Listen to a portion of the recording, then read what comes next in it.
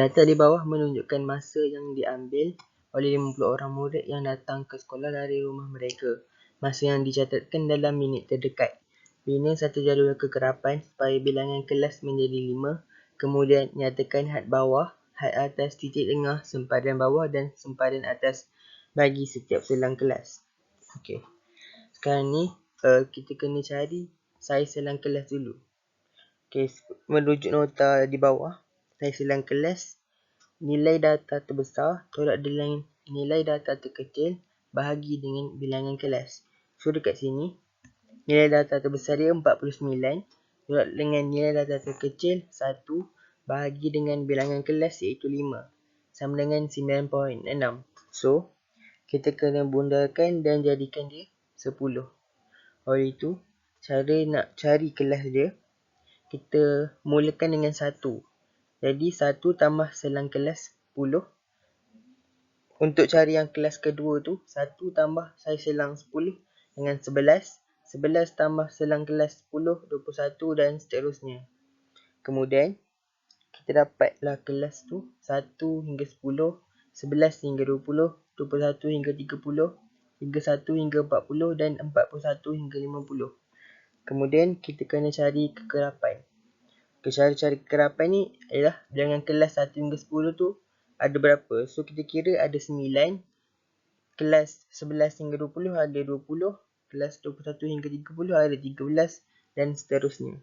Kemudian kita cari had bawah. Okay, cara cari had bawah tu. Had bawah tu adalah had kelas yang bawah. Contoh dekat kelas 1 hingga 10 tu, had bawah dia 11. Had bawah dia 1. Kelas kedua had bawah dia 11. Yang ketiga 21. Yang kelas keempat 31 dan seterusnya 41. Had atas tu ialah nilai yang terbesar. So ianya 10. Yang kedua ialah 20. Yang ketiga ialah 30. Yang keempat ialah 40 dan yang kelima ialah 50. Seterusnya kita akan cari titik tengah.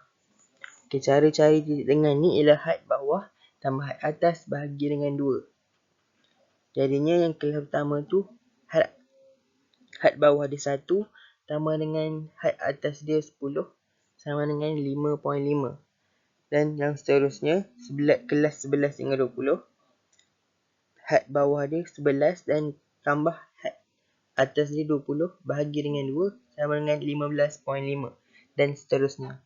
Kemudian cara cari sempadan bawah. Okey, cara cari sempadan bawah ni, had atas sebelumnya tambah dengan had bawah kelas itu bahagi dengan 2. Jadinya, kelas 1 hingga 10 tu, had atas kelas sebelumnya ialah 0.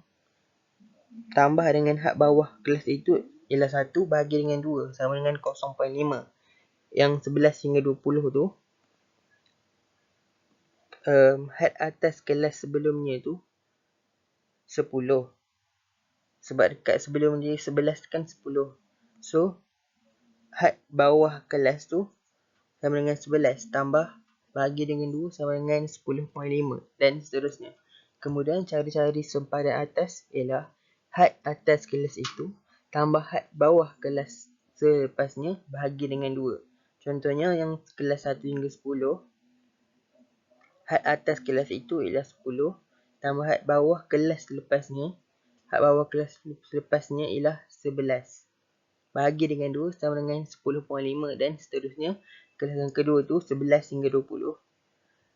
Had atas kelas itu ialah 20 tambah had bawah kelas selepasnya ialah 21 bahagi dengan 2 sama dengan 20.5 dan seterusnya 30.5, 40.5 dan 50.5. Jadual kekerapan di bawah menunjukkan jisim dalam kilogram bayi yang baru lahir di sebuah hospital dalam 1 bulan. Nyatakan titik tengah, had bawah, had atas, sempadan bawah, sempadan atas dan kekerapan longgokan bagi data tersebut. Okey, untuk mencari titik tengah, formulanya ialah had bawah tambah had atas bahagi dengan 2. Untuk kelas yang pertama, 2.0 tambah 2.4 bahagi dengan 2 kita dapat 2.2 iaitu titik tengah bagi kelas yang pertama. Yang kedua, kelas yang kedua, 2.5 tambah 2.9 bahagi dengan 2, kita akan dapat 2.7. Dengan mengulangi formula titik tengah, kita akan dapat nilai 3.2 untuk kelas yang ketiga, 3.7 untuk kelas yang keempat dan 4.2 untuk kelas yang kelima. Kemudian, kita senaraikan sahaja had bawah dan had atas bagi setiap kelas yang berikut. Bagi sempadan bawah, formulanya ialah had atas kelas sebelumnya tambah dengan had bawah kelas itu bahagi dengan 2. Okey, untuk kelas yang pertama, kelas yang sebelum kelas pertama ini ialah 1.5 hingga 1.9. Jadi, untuk sempadan bawah kelas yang pertama, 1.9 tambah 2.0 bahagi dengan 2, kita akan dapat 1.95. Untuk kelas yang kedua, 2.4 tambah 2.5 bahagi dengan 2, kita akan dapat 2.45. Dengan mengulangi formula sempadan bawah, kita boleh kira untuk kelas yang ketiga, keempat dan kelima, kita akan dapat 2.95, 3.45 dan 3.95. Okey, untuk sempadan atas pula, dia lebih kurang dengan sempadan bawah, tetapi formulanya sedikit berbeza. Dia macam terbalik sikit daripada sempadan bawah tadi.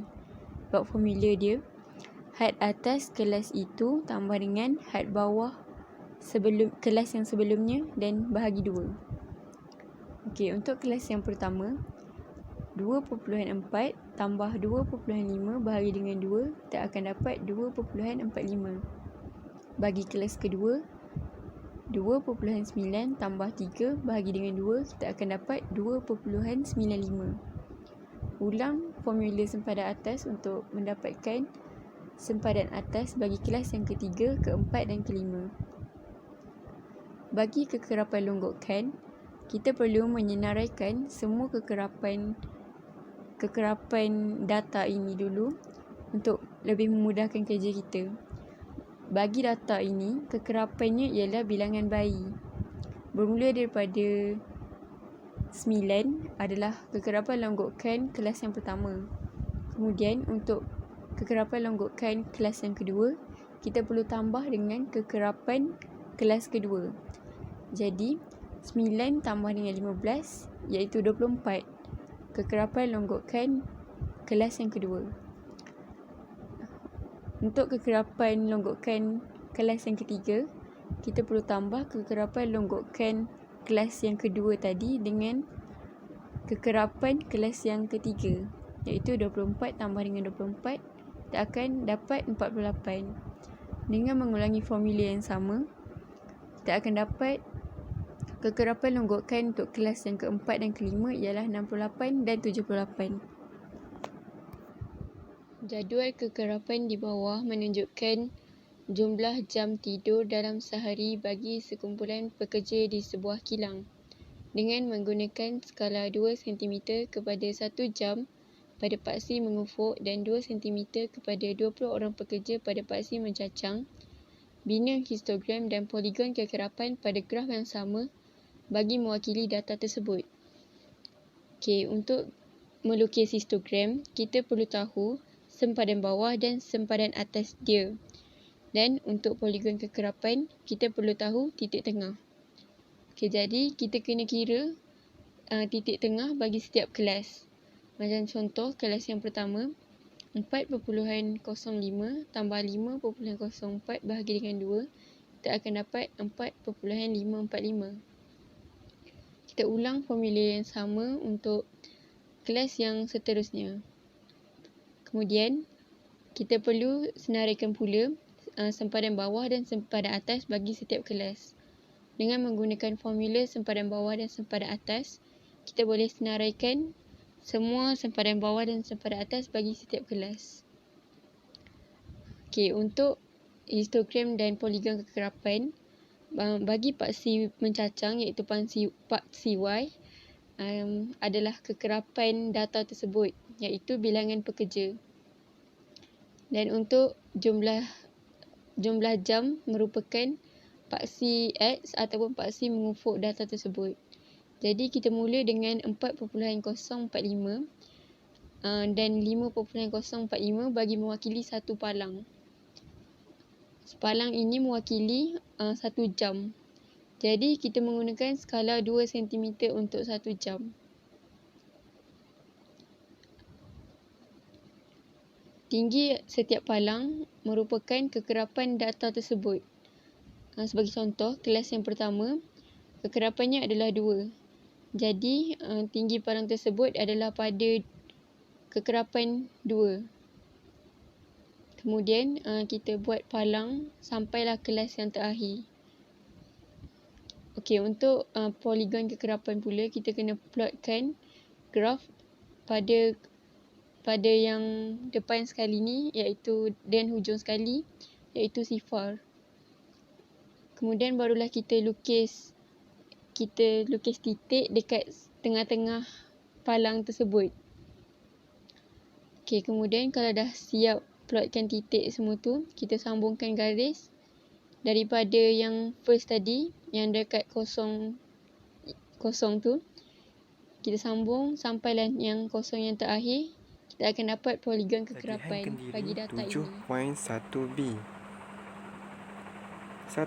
Rajah di bawah menunjukkan 2 histogram bagi taburan markah ujian matematik yang diperoleh 2 kumpulan, Arif dan Bestari. A. Nyatakan bentuk taburan histogram bagi kedua-dua kumpulan tersebut. Bentuk taburan markah bagi kumpulan Arif adalah hampir seragam, manakala bagi kumpulan Bestari pula adalah berbentuk loceng dan mempunyai nilai ekstrim. B. Bandingkan serakan markah ujian antara kedua-dua kumpulan tersebut. Markah kumpulan Arif terserak lebih luas berbanding kumpulan Bestari. C. Kumpulan manakah menunjukkan keputusan yang lebih baik? Berikan sebab anda.